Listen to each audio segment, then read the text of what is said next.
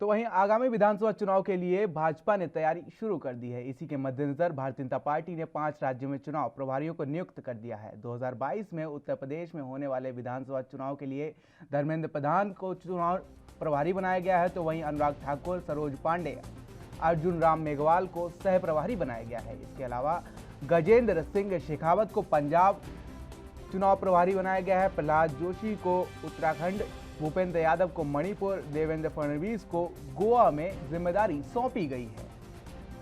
तो 2022 विधानसभा चुनाव से पहले बीजेपी ने कमर कसनी शुरू कर दी है, जिसको लेकर बीजेपी ने 5 राज्यों में प्रभारियों को नियुक्त कर दिया गया है।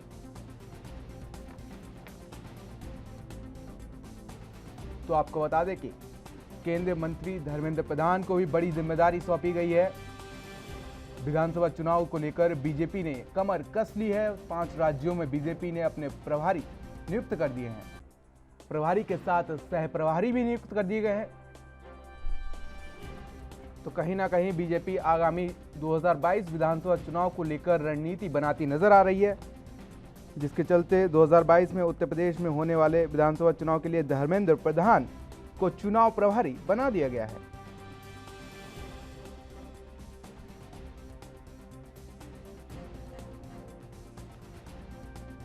यूपी से हमारे साथ इसी खबर पर ज्यादा जानकारी के लिए अनुज तिवारी जुड़ चुके हैं। अनुज जी, क्या कुछ जानकारी सामने आ रही है? जैसे कि बीजेपी ने 2022 चुनाव को लेकर तैयारियां शुरू कर दी हैं, तो वहीं अभी ब्राह्मण सम्मेलन का भी ऐलान किया था।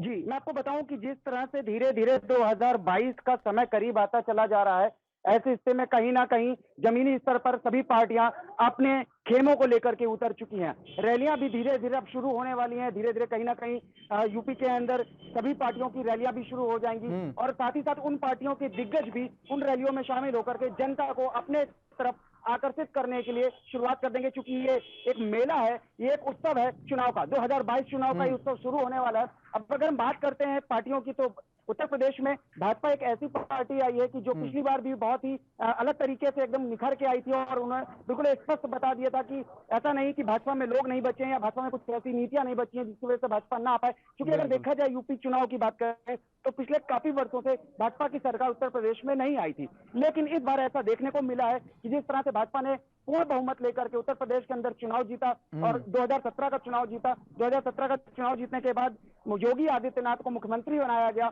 और पिछले लगभग कई वर्षों से योगी आदित्यनाथ इस सरकार को चला रहे हैं। अगर हम बात करते हैं 2022 की, तो आपको बता दूं कि 18वीं विधानसभा, उत्तर प्रदेश की 18वीं विधानसभा में जो 2022 के चुनाव होने हैं, वो लगभग जो वर्तमान जो विधानसभा का चुनाव है, 2017 का चुनाव चल रहा था, उसके बाद जो सरकारें बनी थी वो लगभग 5 साल की सरकार बनी थी और वो 14 मई 2022 को कार्यकाल समाप्त हो जाएगा वर्तमान सरकार का। ऐसे में जब स्थितियां शुरू हो गई हैं 2022 के चुनाव की, तो भाजपा की तरफ से कुछ दिग्गज लोगों को प्रभारी बनाया गया। इसमें एक सबसे बड़ा नाम आता है धर्मेंद्र प्रधान का। धर्मेंद्र प्रधान की अगर हम बात करते हैं तो धर्मेंद्र प्रधान एक ऐसे नेता रहे हैं कि भाजपा में शुरू से इनका जुड़ाव रहा है और ये कैबिनेट मंत्री भी रहे हैं और ये भी माना जा रहा है कि कहीं ना कहीं कैबिनेट में ये केंद्र में जो मोदी का भी इनका बहुत सहयोग रहा है। वर्तमान में भी ये कई पद पर रहे, कौशल विकास के भी मंत्री रहे, ये शिक्षा मंत्री भी रहे, गैस मंत्री भी रहे, इस तरह के कई पद इनके पास है और इनके अनुभव को देखते हुए क्षमा चाहूंगा उत्तर प्रदेश में इनको भाजपा का प्रभारी बना करके मैदान पर उतार दिया गया है। और साथ ही साथ अब बात आएगी, धीरे धीरे पार्टी अपने मुद्दों को लेकर के आएगी, अपने जो चुनावी एजेंडे हैं उन एजेंडों को लेकर के जमीन पर उतरेगी और फिर से रैलियां शुरू होंगी और जनता को एकत्रित करने का प्रयास किया जाएगा। अनुज देखिए, बीजेपी की अगर बात करें तो उसने अपने प्रभारी नियुक्त कर दिए हैं और फिर उसके बाद सपा जो है वो बिल्कुल शांत बैठी है और उसके बाद आपको बता दें कि जो बसपा है वो भी शांत बैठी है। कहीं ना कहीं बीजेपी को क्या ये डर सता रहा है कि कहीं ना कहीं उसे कड़ी टक्कर देने वाले हैं मैदान में?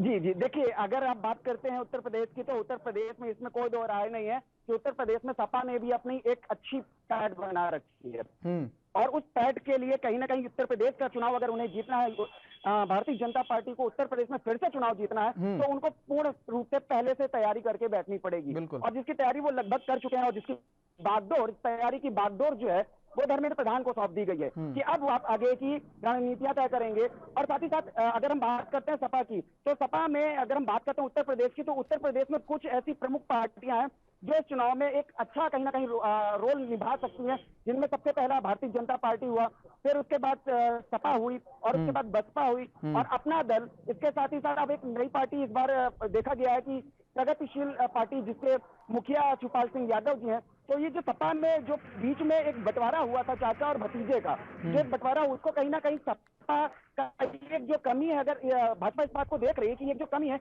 इसको हम समय रहते भुना लें तो ज्यादा बेहतर है। कहीं ऐसा ना हो कि 2022 के चुनाव में चाचा और भतीजा एक हो जाए और फिर स्थितियां विकट हो जाए भाजपा के लिए सीट निकालने के लिए। देखिए, धर्मेंद्र प्रधान के यूपी में आने से यूपी में बीजेपी को क्या फायदा होगा? जी, ये बहुत अच्छा प्रश्न है। देखिए, मैंने आपको बताया कि धर्मेंद्र प्रधान जी कैबिनेट मंत्री भी हैं और योगी मोदी जी के बहुत करीबी भी माने जाते रहे हैं, और काफी एक लंबा अनुभव रहा है इनके पास राजनीति का। और भाजपा की अगर बात करते हैं तो भाजपा में हमेशा नीतियों की चीजों को लेकर के आगे बढ़ा गया है। उत्तर प्रदेश के अंदर कहीं ना कहीं योगी सरकार भी कुछ ऐसी चीजें रही हैं जो हिंदुत्व का एक नारा रहा है इनके अंदर। फिर उत्तर प्रदेश के अंदर अगर हम बात करते हैं तो उत्तर प्रदेश में सबसे बड़ा मुद्दा अयोध्या मंदिर का था, राम मंदिर का था, जिसको इन्होंने अपने इस कार्यकाल में 2017 के कार्यकाल में पूर्ण किया। और मुझे पूरा अनुमान है, और सभी लोग इस बात को जानते हैं कि भाजपा 2022 के चुनाव में इसको जरूर भुलाने की कोशिश करेगी। धर्मेंद्र प्रधान इन सब चीजों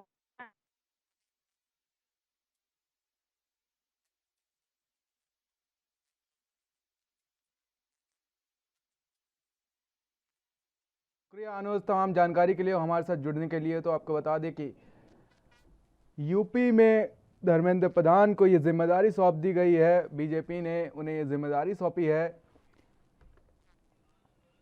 तो 2022 विधानसभा चुनाव को लेकर बीजेपी पूरी तरीके से तैयार नजर आ रही है। अब आपको ग्राफिक्स के जरिए बताते हैं, धर्मेंद्र प्रधान को यूपी का बीजेपी चुनाव प्रभारी बनाया गया है। साथ ही आपको बता दें कि केंद्रीय मंत्री गजेंद्र सिंह शेखावत को पंजाब का चुनाव प्रभारी बनाया गया है। बीजेपी का चुनाव प्रभारी गजेंद्र सिंह शेखावत को पंजाब की जिम्मेदारी दी गई है। साथ ही प्रहलाद जोशी उत्तराखंड के बीजेपी चुनाव प्रभारी बने हैं। साथ ही आपको बता दें, गोवा में देवेंद्र फडणवीस को जिम्मेदारी सौंपी गई है। भूपेंद्र यादव मणिपुर के बीजेपी चुनाव प्रभारी बने हैं। तो बड़ी जानकारी सामने निकल आ रही है, जहां पर आपको बता दें कि भूपेंद्र यादव बने मणिपुर के चुनाव प्रभारी, साथ ही देवेंद्र फडणवीस बने गोवा के बीजेपी चुनाव प्रभारी। 2022 को लेकर यह बड़ा ऐलान आज बीजेपी ने किया है, जिससे राजनीतिक सरगर्मियां तेज होती नजर आ रही हैं। धर्मेंद्र प्रधान को यूपी के बीजेपी चुनाव प्रभारी बनाया गया है। चंडीगढ़ से तमाम जानकारी के साथ कुलवीर दीवान हमारे साथ जुड़ चुके हैं।